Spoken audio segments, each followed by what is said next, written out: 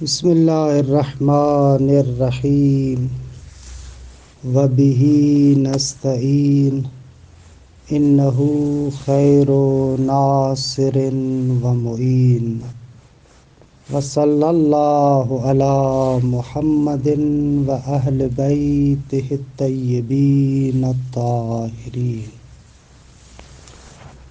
پروردگار عالم آپ تمام عزیزان کی توفیقات خیر میں اضافہ فرمائے۔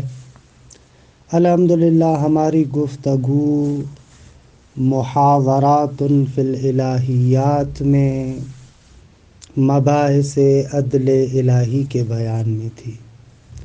عدل الہی کے مباحث میں باب چہارم اور فصل نمبر 9 میں گفتگو تھی۔ اس فصل کے مطالب تقریباً میں بیان کر چکا تھا۔ عبارت کا کافی حصہ رہتا ہے کہ ایک اجمالی اشارہ کر کے عبارت کو صاف کرتے ہیں۔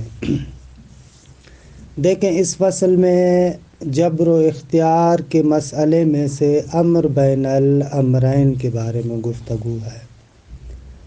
عرض ہوا کہ انسان کے جو افعال اختیاری ہیں ان کے بارے میں نہ تو جبر کی بات درست ہے، نہ ہی استقلال مطلق کی بات درست ہے، بلکہ انسان در عین حال کہ اپنے افعال اختیاری میں آزاد اور مختار ہے لیکن غیر مستقل ہے۔ اس امر بین الامرین کی تصویر کو میں نے گزشتہ جلسے میں تفصیل سے بیان کیا ہے۔ حضرت استاد سبحانی دامت برکاتہ اس مسئلے کو بیان کرنے کے لیے فلسفی 2 اصولوں کی جانب اشارہ فرماتے ہیں کہ ایک اصول کے بارے میں وضاحت ہم گزشتہ جلسے میں کر چکے ہیں۔ وہ اصل اور قانون یہ ہے کہ معلول کا وجود عین ربط ہے، علت کی بنسبت معلول ربط محض ہے، کہ یہ وہی ہے کہ جس کو ہم حکمت مطالعہ میں امکان فکری کے نام سے کہتے ہیں۔ صدر المتعلہین المعروف بملا صدرہ رحمۃ اللہ علیہ اپنی تحقیقات میں حکمت مطالعہ کے اندر اس مسئلے کو خوب تبیین کرتے ہیں کہ وہاں پر تفصیل سے گفتگو ہے کہ کس طریقے سے صدرہ امکان ماہوی سے امکان فکری کی طرف سفر کرتے ہیں۔ ملا صدرہ کہتے ہیں کہ امکان خود وجود کی صفت ہے۔ امکان یعنی فقر، اس فقر نے موجود ممکن کے تمام ذات کو اپنے گھیرے میں لیا ہوا ہے۔ آپ ممکن الوجود کے بارے میں ذرہ برابر استقلال کا تصور نہیں کر سکتے، اور استاد سبحانی نے اس مسئلے کو سمجھانے کے لیے معنی حرفی اور معنی اسمی کی تمثیل بھی دی کہ ہم تفصیل سے بیان کر چکے ہیں، اس کا تکرار کرنا ضروری نہیں ہے۔ دوسری اصل اور دوسرا قاعدہ جو یہاں پر بیان کرتے ہیں وہ ملا صدرہ کے حکمت مطالعہ میں ایک مسئلہ ثابت ہے اصالت الوجود کے عنوان سے، کہ فلسفے کے اندر آپ دیکھتے ہیں، اگر آپ ملا صدرہ کے آثار کی طرف نہ بھی جائیں، اسفار کی طرف نہ بھی جائیں، بدایہ اور نہایہ کو آپ دیکھیں تو وہاں پر ابتداءً اس مسئلے کو بیان کیا گیا ہے کہ فلسفی نقطہ نگاہ سے مفہوم وجود مشترک معنوی ہے۔ مشترک معنوی ہے یعنی یہ مفہوم وجود جن موضوعات پر حمل ہوتا ہے ایک ہی معنی میں حمل ہوتا ہے۔ جب آپ کہتے ہیں الانسان موجود، البقر موجود، الشجر موجود، الواجب موجود، تو موجود کا ایک ہی معنی ہے، اسی ایک معنی میں تمام موضوعات پر حمل ہوتا ہے، کہ اس کو بیان کرتے ہیں کہ مفہوم وجود مشترک معنوی ہے۔ پھر اس کے بعد ایک اور مسئلہ ذکر کرتے ہیں، جب یہ مفہوم وجود مشترک معنوی ہے اور یہ جو مختلف موضوعات پر حمل ہوتا ہے ایک معنی میں حمل ہوتا ہے، تو خارج کے اندر وہ چیز جو بالذات متحقق ہے اور بالذات موجود ہے وہ کیا ہے؟ آیا وجود موجود ہے یا وہ ماہیات موجود ہیں؟ یہاں پر وہی اصالت وجود اور اصالت ماہیت کی بحث آتی ہے کہ وہ بھی آپ بدایہ نہایہ میں ابتدائی طریقے سے پڑھتے ہیں اور اسفار میں نہائی طریقے سے پڑھتے ہیں کہ خارج میں جتنے بھی موجودات ہیں جب ہم ان پر تأمل کرتے ہیں تو دقت کرنے سے حد اقل ہم دو طرح کے مفاہیم ان سے انتزاع کرتے ہیں۔ کچھ مفاہیم ایسے ہیں جو مفاہیم مشترک ہیں اور کچھ مفاہیم ایسے ہیں جو مفاہیم مختصہ ہیں۔ مثلا جیسے انسان خارج میں موجود ہے تو آپ اس سے ایک مفہوم انسان کو انتزاع کرتے ہیں اور ایک مفہوم ہستی اور مفہوم وجود کو انتزاع کرتے ہیں۔ جو مفہوم ہستی اور وجود ہے یہ ایک ایسا مفہوم ہے جو مفہوم مشترک ہے، انسان، بکر، شجر، حجر، خدا سب کے مابین مشترک ہے، جبکہ مفہوم انسان ایک مفہوم خاص ہے، ایک ماہیت ہے جو اسی انسان کے ساتھ مخصوص ہے، آپ اس کو حجر اور شجر پر حمل نہیں کر سکتے۔ اب جب ہر واقعیت سے حد اقل اس طریقے کے دو طرح کے مفاہیم آپ انتزاع کرتے ہیں تو یہاں پر اب سوال اٹھتا ہے کہ خارج کے اندر بالذات کون سی چیز موجود ہے؟ بالذات وہ مفہوم ہستی جس کو آپ کہتے ہیں، وہ ہستی خارج کے اندر ہے جس نے صفحہ واقعیت کو پر کیا ہوا ہے، یا نہ وہ مفہوم اختصاصی کہ جس کو آپ ماہیت کے ساتھ تعبیر کرتے ہیں خارج کو اس نے پر کیا ہوا ہے؟ تو وہاں پر ہم بیان کرتے ہیں کہ خارج کے اندر جو بالذات چیز موجود ہے وہ وجود ہے، ما بإزائے خارجی اشیاء کے لیے وہی وجود ہے، یا بالذات جو موجود ہے وہ وجود ہے کہ اس کو آپ اصالت وجود کے ساتھ تعبیر کرتے ہیں۔ اچھا، جب خارج میں حقیقتاً وجود موجود ہے پھر اس کے بعد اسی فلسفے میں آپ تشکیک خاصی کو پڑھتے ہیں کہ یہ وجود خارج میں موجود ہے لیکن ایک ایسی حقیقت ہے جو حقیقت ذات مراتب ہے، یعنی وجود ایک ایسی ہستی ہے، ایک ایسی حقیقت ہے کہ اس کے مختلف مراتب ہیں، ایک مرتبہ ضعیف ہے، ایک مرتبہ اضعف ہے، ایک مرتبہ متوسط ہے، ایک مرتبہ قوی ہے، ایک مرتبہ اقوا اور اشد ہے۔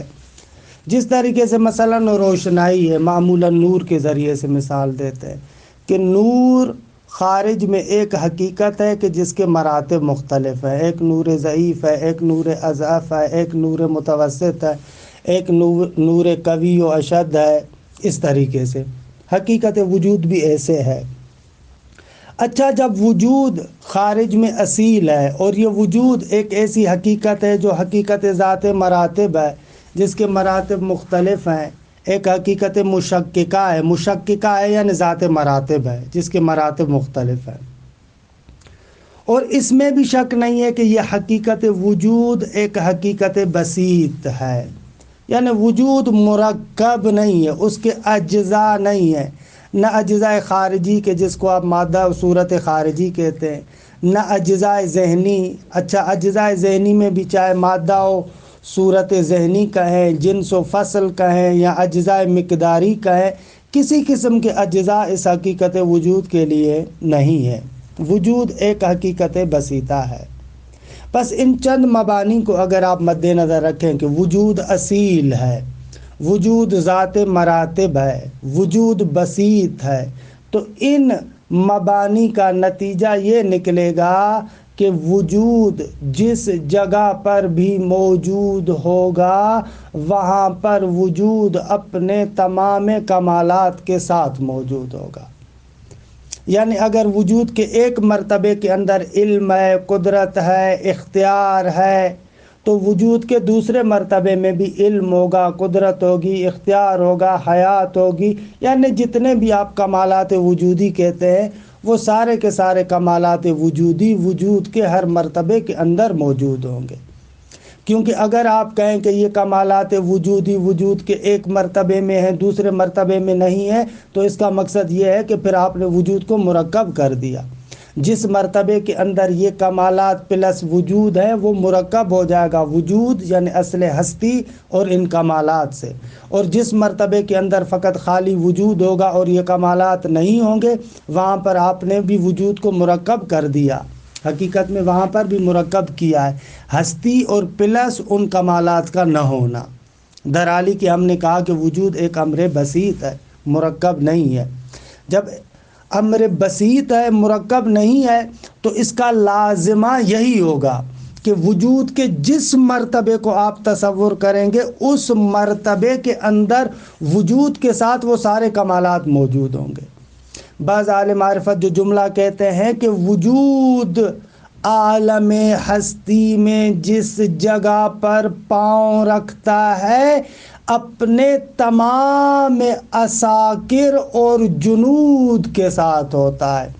اساکر وجود یعنی یہ کمالات وجود، جنود وجود یعنی یہ کمالات وجود، علم و قدرت و اختیار و حیات و ارادہ و یہ جتنے بھی کمالات ہیں ان کو کہتے ہیں اساکر۔ یہ وجود کا عسکر ہے، لشکر ہے، جنود ہے۔ یہ وجود کا عسکر، لشکر، جنود وجود کے ساتھ ہر مرتبے میں موجود ہے۔ یہ حکمت مطالعہ کے ان چند نظریات کا لازمہ ہے۔ اچھا، اس سے بہت سارے خوبصورت نتائج اور بھی لیے جا سکتے ہیں کہ میں اس وادی میں نکلنا نہیں چاہتا۔ اس مبنا کا اور ان اصولی اور فلسفی قواعد کا لازمہ یہ ہوگا کہ حیات تمام مراتب وجود کے اندر ساری ہے، علم وجود کے تمام مراتب کے اندر ساری ہے، قدرت وجود کے تمام مراتب کے اندر ساری ہے، ارادہ وجود کے تمام مراتب کے اندر ساری ہے، اختیار وجود کے تمام مراتب کے اندر ساری ہے، ہر جگہ پر یہ ساری چیزیں سریان رکھتی ہیں۔ اچھا، اس کا لازمہ یہ ہوگا کہ کائنات میں کوئی بھی چیز ایسی نہیں ہے کہ جو حیات نہ رکھتی ہو، جو علم نہ رکھتی ہو، جو قدرت نہ رکھتی ہو، جو شعور نہ رکھتی ہو، جو ارادہ نہ رکھتی ہو، جو اختیار نہ رکھتی ہو۔ ہر جگہ پر آپ جائیں گے یہ اساکر وجود وجود کے اس مرتبے کے ساتھ موجود ہے۔ اچھا، جب اس طریقے سے تو بہت ساری چیزوں کو ہم لوگ بے جان کیوں کہتے ہیں؟ تو اس کا جواب یہ ہے کہ وجود کے مرتبے کے اعتبار سے ان کمالات کا ظہور اور بروز ہوتا ہے۔ اگر وجود کا مرتبہ اعلیٰ ہوتا ہے تو وہاں پر ان کمالات کا اظہار بھی اسی طریقے سے ہوتا ہے۔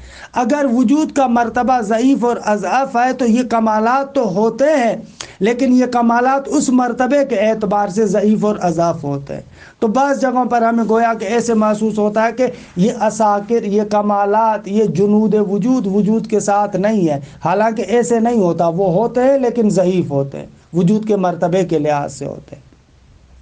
یہ دوسرا نتیجہ جو ان چند فلسفی حکمت مطالعہ کے قوانین سے ہم لے سکتے ہیں، اس کا نتیجہ یہ نکلے گا کہ پس جب وجود کے ہر مرتبے کے اندر علم و قدرت و ارادہ و اختیار موجود ہے تو پھر آپ نہیں کہہ سکتے انسان کے مورد میں بھی کہ انسان کو ارادہ اور اختیار نہیں ہے۔ نہ، ان مبانی کے اعتبار سے انسان کو بھی ارادہ بھی ہے، اختیار بھی ہے، علم بھی ہے اور قدرت بھی ہے۔ پس اس دوسری اصل سے نظریہ جبر باطل ہو جاتا ہے۔ جو لوگ جبر کے قائل ہیں وہ اس دوسری اصل کے ذریعے سے رد ہو جاتے ہیں، اور جو لوگ استقلال اور تفویض کے قائل تھے وہ پہلی اصل سے ان کا نظریہ باطل ہو جاتا ہے کہ امکان فکری والی بات تھی۔ یہ ان باتوں کا تقریباً خلاصہ اور تمثیل تو میں گزشتہ جلسے میں عرض کر چکا تھا، لہذا اس کا تکرار نہیں کرتا، صرف عبارت کی طرف چلتے ہیں۔ اصل دوم، وحدت و حقیقت الوجود تلازم عمومیت التأثیر۔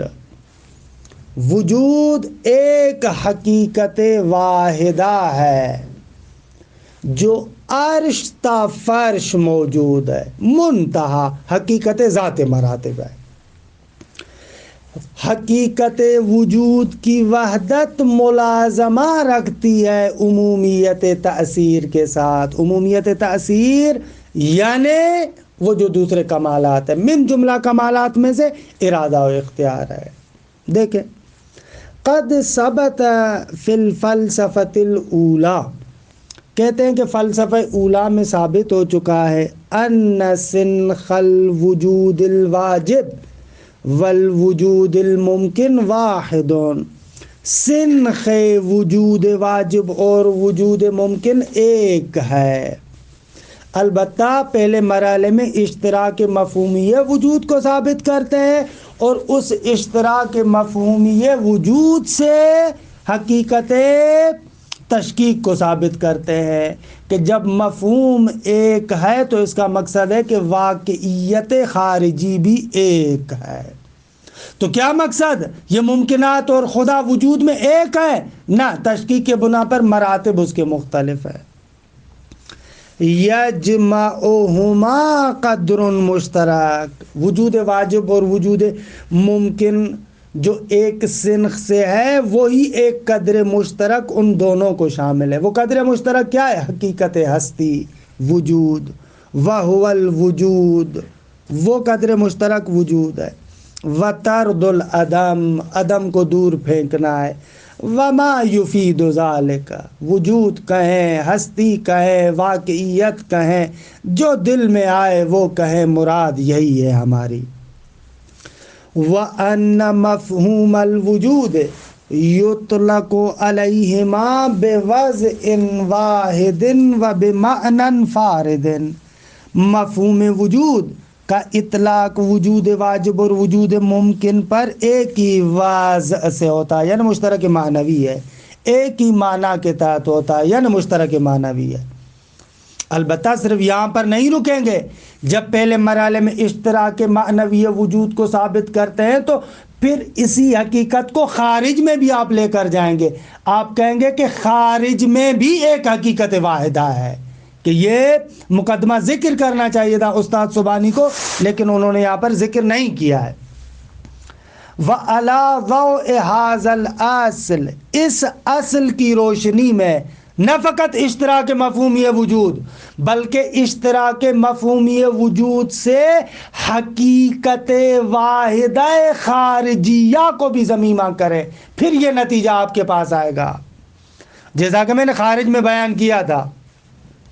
اذا كانت الحقیقت فی مرتبۃ من المراتب العالیہ ذات اثر خاص، اگر حقیقت وجود اپنے مراتب عالیہ میں سے کسی مرتبے میں اگر ایک خاص اثر رکھے گی، یجب ان یوجد ذلک الاثر فی المراتب النازلہ، واجب ہے کہ وہی اثر مراتب نازلہ میں بھی پایا جائے۔ کیوں؟ اس لیے کہ آپ اصالت وجود کو مانتے ہیں۔ کیوں؟ اس لیے کہ تشکیک وجود کو آپ مانتے ہیں۔ کیوں؟ اس لیے کہ بساطت وجود کو آپ مانتے ہیں۔ اخذن بوحدت الحقیقہ، اس لیے کہ آپ وحدت حقیقت کو تسلیم کرتے ہیں۔ نعم، جی آقا، اس کا مقصد یہ نہیں ہے کہ اگر ایک عالی مرتبے میں جو کمال موجود ہے اسی شدت کے ساتھ نچلے مرتبے میں بھی ہوگا، نہ نہ نہ نہ، وجود کے مرتبے کے اعتبار سے ان کمالات کی شدت بھی ہوگی اور ان کمالات کا ضعف بھی ہوگا۔ اسی نقطے کو بیان کریں۔ نعم، جی، یہ بات ہے۔ یکون الاثر من حیث الشدت والضعف تابعا لمنشئہ، جی آقا جان، یہ جو اثر ہے اپنی شدت اور ضعف کے اعتبار سے منشأ اثر کے تابع ہوگا۔ وجود کی جتنی کیپیسٹی ہوگی اسی طریقے سے اس کمال کی بھی کیپیسٹی ہوگی، من حاصل حیثیت، اس حیثیت سے، شدت و ضعف کے عنوان سے۔ فالوجود الواجب بما انه اقوى واشد، وجود واجب اس اعتبار سے کہ اقوى اور اشد ہے، یکون العلم والدرک والحیات والتأثیر فیہ مثلو، تو وہاں پر علم و درک و حیات و تأثیر بھی اسی جیسا ہوگا، یعنی اقوى اور اشد ہوگا۔ والوجود الامکانی بما ان الوجود فیہ اضعف یکون اثرہ مثلا، وجود امکانی میں کیونکہ وجود اضعف ہے تو ظاہر سی بات ہے کہ اس کا اثر یعنی یہ کمالات بھی اسی طرح ہوں گے، یعنی اضعف ہوں گے۔ اذا وقفت علی ہذین الاصلین، دیکھا آغا نے بالکل چھوٹے سے پیراگراف میں ان 4-5 مبانی کا نتیجہ ذکر کیا، جن مبانی کی طرف میں نے اجمالاً اشارہ کیا آپ کے لیے۔ اذا وقفت علی ہذین الاصلین، جب آپ ان دونوں اصلوں کو جان لیں گے یا جان لیا آپ نے، تقف تو آپ باخبر ہو جائیں گے، علی النظریۃ الوسطی فی المقام، جبر و اختیار میں جو ایک وسطی نظریہ ہے وہ آپ کو پتہ چل جائے گا۔ وَأَنَّهُ لَا يُمْكِنُ تَصْوِيرُ فِعْلِ الْعَبْدِ مُسْتَقِلًا عَنِ الْوَاجِبِ، آگا ممکن نہیں ہے کہ فعل عبد کو آپ مصور کریں اور اس طریقے سے پیش کریں کہ وہ واجب سے مستقل ہے، نہ عزیز من، غنی عنہ، واجب سے غنی آپ تصور کریں، نہ میشے، غیر قائم بھی، واجب سے قائم نہ ہو، نہ میشے، قضاء للاصل الاول، اصل اول کو مانتے ہوئے، یعنی امکان فکری کو مانتے ہوئے کہ معلول ربط محض علت کی بنسبت اس اصل کی بنا پر۔ وَبِذَلِكَ يَتَّضِحُ بُطْلَانُ نظریۃ التفویض، اس طریقے سے نظریہ تفویض کا بطلان روشن ہو جاتا ہے۔ کما انہ لا یمکن انکار دور العبد بل سائر العلل فی آثارها قضاء للاصل الثانی، جس طریقے سے یہ بھی ممکن نہیں ہے کہ آپ انسان کا رول جو ہے، کردار ہے، اس کا انکار کریں یا تمام علل اور اسباب کے آثار کا انکار کریں، نہ بابا، نہ۔ کیوں؟ اس لیے کہ اصل دوم کو قبول کرتے ہیں۔ وجود جس مرتبے میں تشریف فرما ہوتا ہے اپنے تمام جنود اور عساکر کے ساتھ تشریف فرما ہوتا ہے۔ وَبِذَلِكَ يَتَبَيَّنُ بُطْلَانُ نَظَرِيَّةِ الْجَبْرِ فِي الْأَفْعَالِ وَنَفْيِ التَّأْثِيرِ عَنِ الْقُدْرَةِ الْحَادِثَةِ، اس طریقے سے جو افعال کے بارے میں جبر کا نظریہ ہے وہ بھی باطل ہو جاتا ہے، اور یہ کہا جائے کہ جو انسان کی قدرت حادثہ ہے اس میں کوئی تأثیر نہیں ہے، یہ بھی باطل ہو جائے گا۔ فالفعل مستند الى الواجب من جہتین و مستند الى العبد من جہت اخرى، ایک لحاظ سے خدا کی طرف منسوب ہے، ایک لحاظ سے بندے کی طرف منسوب ہے۔ فلیس الفعل فعلہ سبحانہ فقط بحیث یکون منقطعا عن العبد بتاتا، اب ایسے نہیں ہے کہ وہ فعل فقط خدا کا فعل ہے اور بندے سے بالکل کٹا ہوا ہے یقیناً، نہ عزیز من۔ وَيَكُونُ دَوْرُهُ دَوْرَ الْمَحَلِّ وَالظَّرْفِ لِظُهُورِ الْفِعْلِ، اور آپ بندے کے فعل کو، عبد کے فعل کو کہیں کہ نہ یہ تو فقط محل ہے، ظرف ہے فعل کے ظاہر ہونے کے لیے، اس کا کردار فقط اتنا ہے اور اس کی اپنی کوئی تأثیر نہیں ہے، نہ، ایسے نہیں کر سکتے۔ کما انہ لیس فعل العبد فقط، جس طریقے سے یہ فعل عبد بھی نہیں ہے فقط، کما انہ لیس فعل العبد فقط حتی یکون منقطعا عن الواجب، تاکہ آپ کہیں کہ اس کا خدا سے کوئی ربط نہیں ہے۔ وفی هذه النظریۃ جمال التوحید الافعالی، اس وسطی نظریے میں توحید افعالی کا جمال اور حسن پایا جاتا ہے۔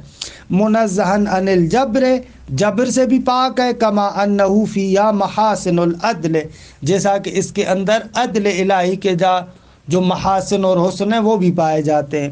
منزہا عن مغبۃ الشرک والثنویہ، شرک اور ثنویت کی غلاظتوں سے بھی یہ منزہ اور پاک ہے۔ ایضاح و تمثیل، کہ یہ میں نے گزشتہ جلسے میں بیان کیا تھا۔ ھذا اجمال النظریہ حسب ما تسوق الیہ البراہین الفلسفیہ، کہتے ہیں کہ جس نقطے کی طرف براہین فلسفیہ سوق دیتے ہیں اس کا اجمال یہی تھا جو ہم نے آپ کے سامنے پیش کیا۔ وَلِإِيضَاحِهَا نَأْتِي بِمِثَالٍ، مطلب کو روشن کرنے کے لیے ایک مثال ذکر کرتے ہیں۔ مثال میں نے گزشتہ جلسے میں تفصیل سے بیان کی، اس کو سنیں۔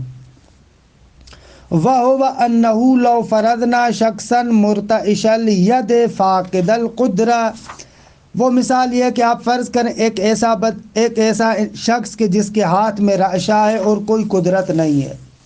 فَإِذَا رَبَطَ رَجُلٌ بِيَدِهِ الْمُرْتَعِشَةِ سَيْفًا قَاطِعًا، اگر ایک بندہ دوسرا آئے اور اس کے رعشے والے ہاتھ میں ایک کاٹنے والی تلوار رکھ دے، وَهُوَ يَعْلَمُ أَنَّ السَّيْفَ الْمَشْدُودَ فِي يَدِهِ سَيَقَعُ عَلَى آخَرٍ، جانتا ہے کہ یہ جو میں نے تلوار اس کے رعشے والے ہاتھ میں رکھی ہے وہ کسی اور پر گرے گی، وَيُهْلِكُهُ، اور اس کو ہلاک کر دے گی۔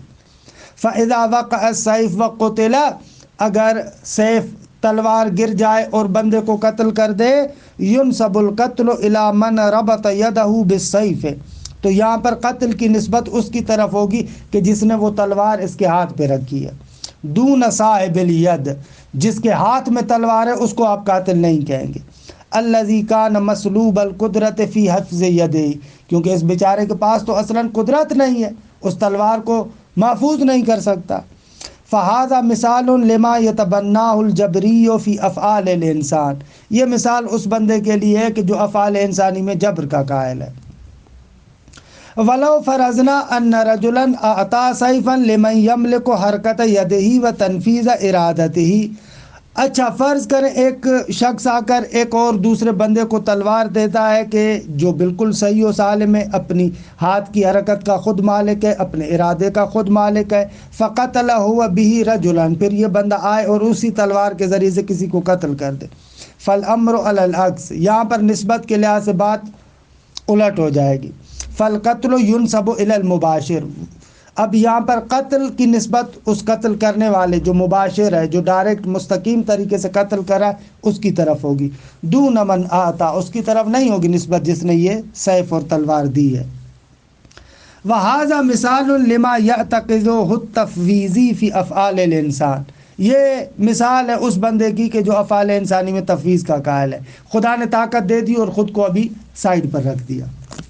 لیکن ولیکن لو فرضنا شخصا مشلول الید لا مرتعشها، اگر آپ فرض کریں ایک ایسا بندہ جس کا ہاتھ شل ہے، سوکھا ہوا ہے، نہ کہ اس کے ہاتھ میں راشا ہے، نہ سوکھا ہوا ہے، غیر قادر علی الحرکت، حرکت نہیں کر سکتا اس کا ہاتھ، الا بایصال رجل آخر التیار الکہربائی الیہ، مگر یہ کہ دوسرا بندہ آئے آ کر وہ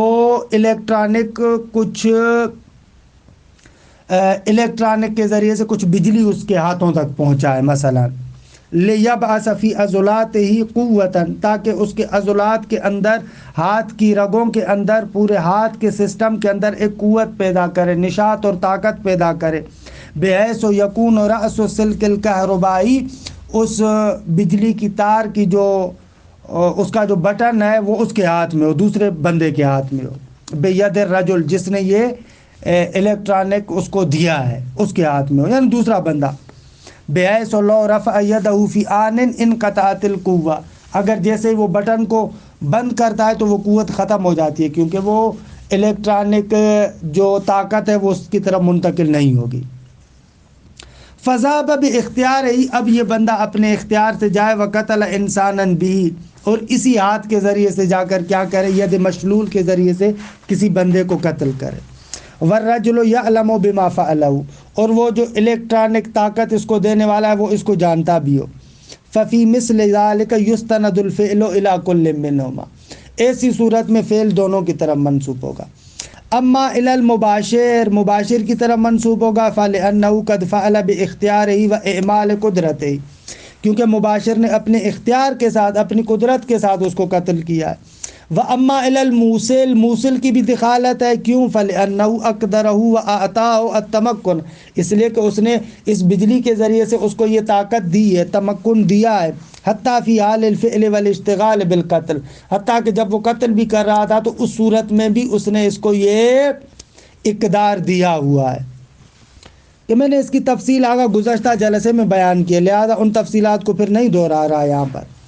وَكَانَ مُتَمَكِّنًا مِنْ قَطْعِ الْقُوَّةِ أَنَّهُ فِي كُلِّ آنٍ شَاءَ وَأَرَادَ، کیونکہ یہ بندہ ہر لمحے چاہے تو اس قوت کو اسے چھین سکتا ہے، بٹن کو بند کر دے، لائٹ جیسے ہی چلی جائے گی، بجلی جیسے ہی ختم ہو جائے گی تو ہاتھ شل ہے، کام نہیں کرے گا۔ وَهَذَا مِثَالٌ لِنَظَرِيَّةِ الْأَمْرِ بَيْنَ الْأَمْرَيْنِ، یہ مثال ہے امر بین الامرین کے لیے۔ فالانسان فی کل حال یحتاج الی افادۃ القوۃ والحیات منہ تعالی الیہ، انسان ہر لمحے خدا کی جانب محتاج ہے کہ وہ قوت کا افادہ کرے، حیات کا افادہ کرے اس شخص کی طرف، بحیث لو انقطع الفیض فی آن واحد بطلت الحیات والقدرہ، اس طریقے سے کہ حول و قوت و فیض الہی لمحے کے لیے ختم ہو جائے تو حیات و قدرت باطل ہو جائے گی۔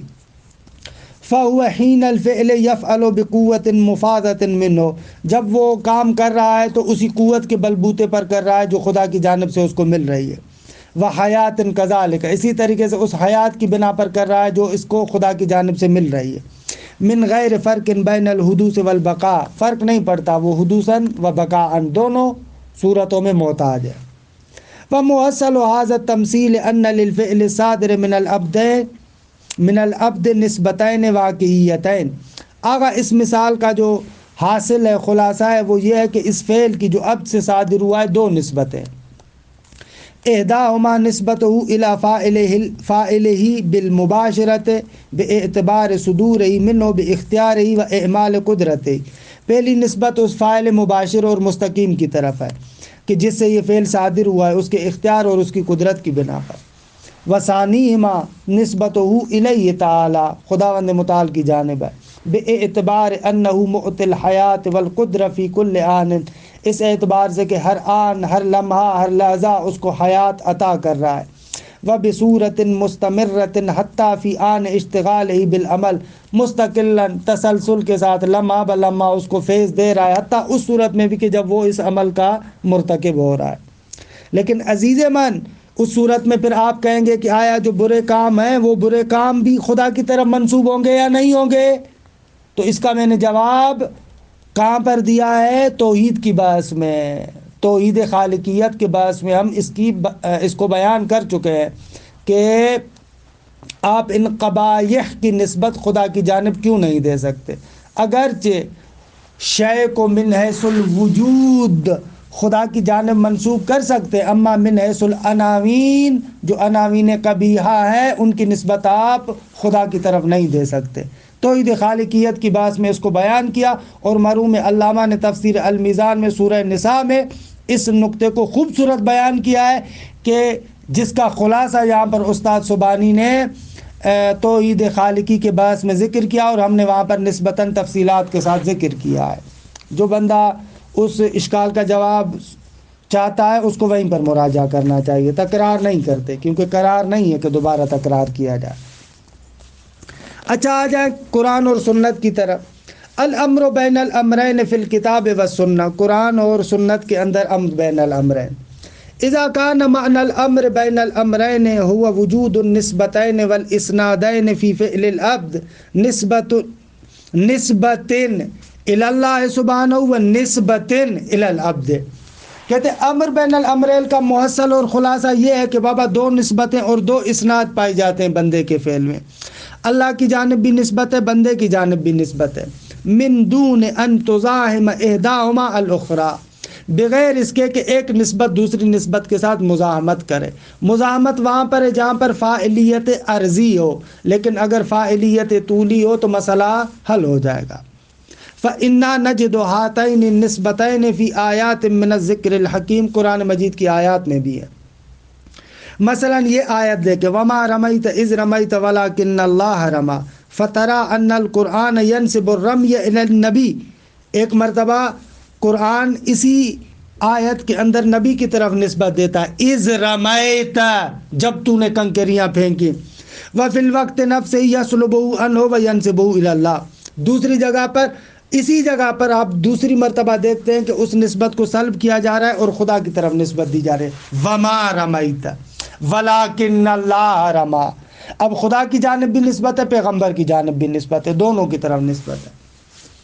یا مثلا قاتلوہم یعذبہم اللہ بأیدیکم ویخزہم وینصرکم علیہم ویشف صدور قوم مؤمنین، سورہ توبہ میں، کہ تم ان لوگوں کے ساتھ قتال کرو کہ پروردگار عالم تمہارے ہاتھوں کے ذریعے سے ان کو عذاب دے گا، ان کو خوار و ذلیل کرے گا، تمہاری مدد کرے گا ان کے مقابلے میں، اور جو قوم مومن ہے ان کے سینوں کو ٹھنڈک عطا کرے گا۔ فَإِنَّ ظَاهِرَ أَنَّ الْمُرَادَ مِنَ التَّعْذِيبِ هُوَ الْقَتْلِ، یہ جو يُعَذِّبْهُمُ اللَّهُ یعنی ان کو تمہارے ہاتھوں کے ذریعے سے خدا قتل کروائے گا۔ لأن التعذیب صادر من اللہ تعالی بأید من المؤمنین لیس الا ذاک، خداوند متعال کہ جو عذاب دینا چاہتا ہے مومنین کے ہاتھوں سے وہ یہی قتل کرنا ہے. لل عذاب البرزخی ولل اخروی، مراد یہاں پر وہ عذاب برزخی یا اخروی نہیں ہے. فإنهما راجعان إلى الله سبحانه دون المؤمنین، وہاں پر تو ڈائریکٹ خدا کرتا ہے نا عذاب، وہاں پر مومنین کے ہاتھوں کی کیا بات ہے. وعلى ذلك فقط نصب فعلا واحدا یا فقط نسب فعلا واحدا الى المؤمنین والى خالقهم، اس آیت میں ایک ہی فعل کو مومنین اور ان کے خالق کی طرف نسبت دی گئی ہے. یا مثلا قرآن مجید یہود کی مذمت کرتا ہے. ان القرآن الکریم یذم الیہود بقساوت قلوبہم، ان کے قلوب کی قساوت کی وجہ سے قرآن مذمت کرتا ہے. وَيَقُولُ ثُمَّ قَسَتْ قُلُوبُكُم مِّن بَعْدِ ذَلِكَ، اس کے بعد تمہارے دل سخت ہو گئے. فَهِيَ كَالْحِجَارَةِ، پتھر کی مانند ہے. وَلَا يَصِحُّ الذَّمُّ وَاللُّؤْمُ إِلَّا أَن يَكُونُوا هُمُ السَّبَبَ لِعُرُوجِ هَٰذِهِ الْحَالَةِ عَلَىٰ قُلُوبِهِمْ.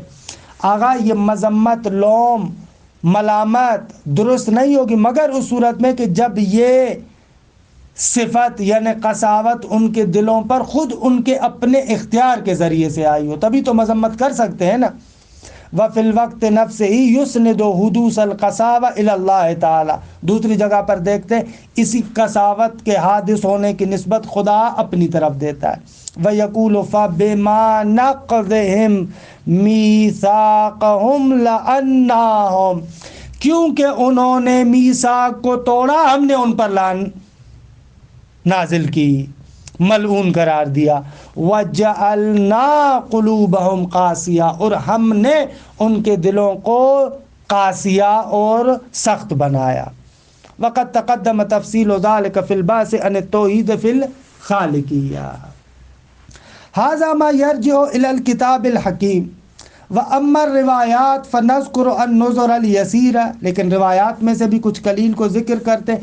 مما جمعہ الشیخ الصدوق رحمہ اللہ فی توحیدہ والعلامۃ المجلسی فی بہارہ، کے بعد روایات کو ذکر کرتے.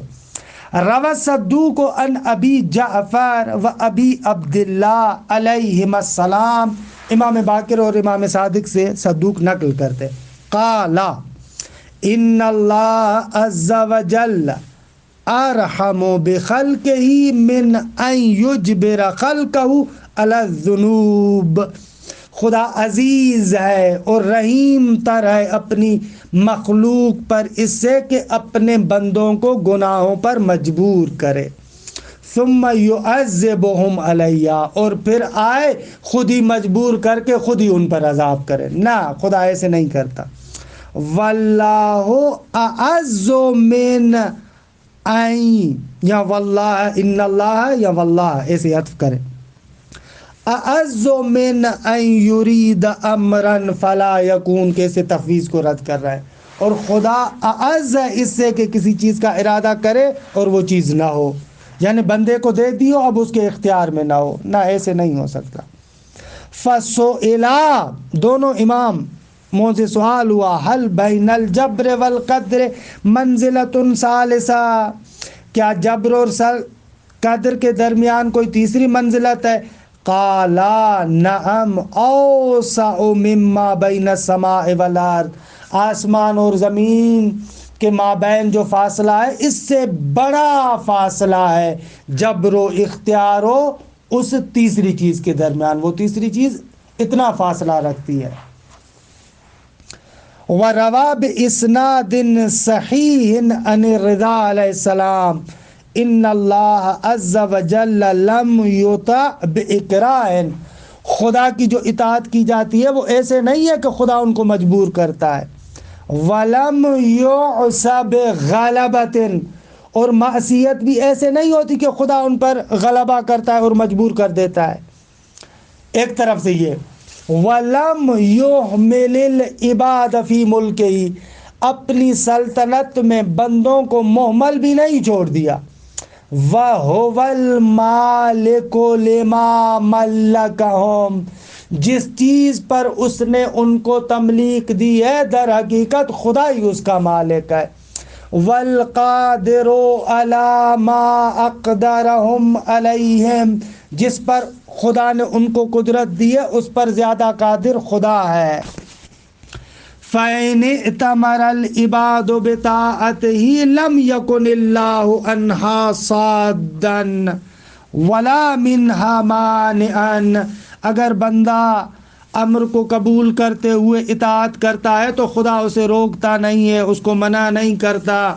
وَإِنِ ائْتَمَرُوا بِمَعْصِيَتِهِ، اگر اپنی مرضی سے گناہ کرتے ہیں، فَشَاءَ أَن يَحُولَ بَيْنَهُمْ وَبَيْنَ ذَلِكَ فَعَلَ، اگر وہ چاہے تو ان کے مابین حائل ہو سکتا ہے، یعنی وہ فیض روک دے تو معصیت بھی ختم ہو جائے گی۔ وَإِن لَمْ يَحُلْ، اگر حائل نہ ہو، وَفَعَلُوا، اور اگر وہ بندے معصیت کریں تو فَلَيْسَ هُوَ الَّذِي أَدْخَلَهُمْ فِيهِ، پھر ایسے نہیں ہے کہ خدا نے ان کو اس کام پر مجبور کیا ہے، فیض بے شک خدا نے دیا ہے لیکن انہوں نے کام اپنے ارادے اور اختیار سے کیا ہے۔ وَرَوَى أَيْضًا عَنِ الْمُفَضَّلِ بْنِ عُمَرَ عَنْ أَبِي عَبْدِ اللَّهِ قَالَ لَا جَبْرَ وَلَا تَفْوِيضَ وَلَكِنْ أَمْرٌ بَيْنَ امرین۔ مفضل ابن عمر سے نقل کرتا ہے کہ امام صادق سے منقول ہے کہ آپ نے کہا کہ نہ جبر ہے نہ تفویض ہے بلکہ دونوں امور کے مابین ایک امر ہے۔ فقلت وما امر بین امرین، مفضل کہتا ہے وہ دونوں کے مابین کیا ہے، وہ یہ ہے، مثل ذلک مثل رجل رأیتہ علی معصیۃ فنہیتہ فلم ینتہ، اس کی مثال ایسے ہے کہ آپ نے ایک بندے کو دیکھا گناہ کر رہا ہے اور آپ نے اس کو روکا اور وہ نہیں رکا، فترکتہ، آپ نے چھوڑ دیا، ففعل تلک المعصیہ، پھر اس نے اس گناہ کو کر دیا، فلیس حیث لم یقبل منک فترکتہ انت الذی امرتہ بالمعصیہ، اب یہاں پر ایسے نہیں ہے کہ آپ نے اس کو روکا اور وہ باز نہیں آیا اور آپ نے اس کو چھوڑ دیا تو اس کا مقصد یہ ہے کہ آپ نے اس کو خود اس معصیت کا امر کیا ہے، نہ نہ نہ نہ نہ، ایسے نہیں ہے، کہ ان کی بہرحال توضیحات اور تفصیلات میں یہاں پر ذکر نہیں کرتا۔ انشاءاللہ خدا نے کبھی توفیق دی تو توحید صدوق کی ان روایات کو بیان کریں گے، کسی اور موقع پر تفصیل کے ساتھ بیان کریں گے، یہاں پر صرف ترجمہ کر رہا ہوں۔ وَلِلْإِمَامِ الْحَادِي علیہ السلام رسالۃ مبسطہ فی الرد علی اہل الجبر والتفویض، مولا امام ہادی علیہ السلام 10ویں امام کا ایک مبسوط رسالہ ہے جس میں اہل جبر و تفویض کو آپ نے رد کیا ہے اور جس میں اس بات کیا ہے عدل کو اور امر بین الامرین کو، کہ جس کو نقل کیا علی ابن شعبہ نے تحف العقول میں اور احمد بن ابی طالب طبرسی نے احتجاج میں، کہ اس کے اندر حقیقت امر بین الامرین کو بیان کرتے ہوئے یہ جملات آتے ہیں، وَهَذَا الْقَوْلُ بَيْنَ الْقَوْلَيْنِ لَيْسَ بِجَبْرٍ وَلَا تَفْوِيضٍ، یہ قول جو امر بین الامرین کا قول ہے دونوں قولوں کے مابین، یعنی نہ جبر ہے نہ تفویض ہے۔ وبذلك اخبر امیر المؤمنین صلوات اللہ علیہ ابایۃ بن ربعی الاسدی، یہی وہ بات ہے کہ جو ابایا کو امیر المؤمنین نے بیان کی تھی، حین سألہ عن الاستطاعہ، جب اس نے سوال کیا تھا استطاعت اور طاقت کے بارے میں، کہ التی بہا یقوم و یقعد و یفعل، کہ جس طاقت کے ذریعے سے بندہ اٹھتا ہے، بیٹھتا ہے، کام کرتا ہے۔ فقال له امیر المؤمنین، کہ امیر المؤمنین نے اس سے پوچھا تھا کہ اس روایت کی توضیح اور تفصیل المیزان کی جلد اول میں بہت ہی خوبصورت ہے، وہاں پر مراجعہ کریں، میں صرف ترجمہ کر رہا ہوں کہ نہایت خوبصورت بیان ہے۔ سألت عن الاستطاعت، کہ استطاعت کے بارے میں سوال کیا، تملکها من دون اللہ او مع اللہ، فقال له امیر المؤمنین سألت عن الاستطاعہ، سألت عن الاستطاعہ، مولا نے اس ابایا کو کہا کہ تو نے استطاعت اور قوت کے بارے میں سوال کیا، تملکها من دون اللہ او مع اللہ، تم اس استطاعت اور طاقت کو من دون اللہ رکھتے ہو یا مع اللہ رکھتے ہو؟ فسقط ابایا خاموش ہو گیا۔ فقال له امیر المؤمنین علیہ السلام، مولا نے کہا قل یا ابایا، قال وما اقول، مولا نے کہا کہ ابایا جواب دو، من دون اللہ ہو یا مع اللہ ہو؟ کہا کہ مولا کیا جواب دوں؟ قال تقول، تو کا انک تملکها باللہ، نہ من دون اللہ نہ مع اللہ، میں استطاعت کا مالک ہوں باللہ، اللہ کی قوت سے، الذی یملکها من دونک، کہ جو تمہارے علاوہ کو بھی تملیک کرتا ہے، فإن یملکها ایاک کان ذلک من عطائہ، کہ اگر وہ تملیک کرتا ہے تو یہ اس کی عطا ہے، وَإِن يَسْلِبُكَ كَانَ ذَلِكَ مِن بَلَائِهِ، اگر وہ تجھ سے سلب کرتا ہے تو یہ اس کی بلا ہے۔ هُوَ الْمَالِكُ لِمَا مَلَّكَكَ وَالْقَادِرُ عَلَى مَا عَلَيْهِ أَقْدَرَكَ، وہی مالک ہے اس کا کہ جس پر اس نے تجھے ملکیت دی ہے، یعنی تمہیں بھی تملیک ہے لیکن مالک وہ ہے، وہی قادر ہے اس پر کہ جس نے تجھ کو اس پر اقدار دیا ہے۔ وممن اعترف بالامر بین الامرین شیخ الازہر فی وقتہ محمد عبدہ فی رسالتہ حول التوحید، شیخ محمد عبدہ نے رسالت التوحید میں بھی اسی نقطے کو بیان کیا کہ عبارت بالکل آسان ہے، مطلب کچھ بھی نہیں ہے۔ وقت ختم ہو گیا، اس نقطے کو پڑھ لیجئے گا۔ وصلی اللہ علی محمد و اہل بیتہ الطیبین الطاہرین۔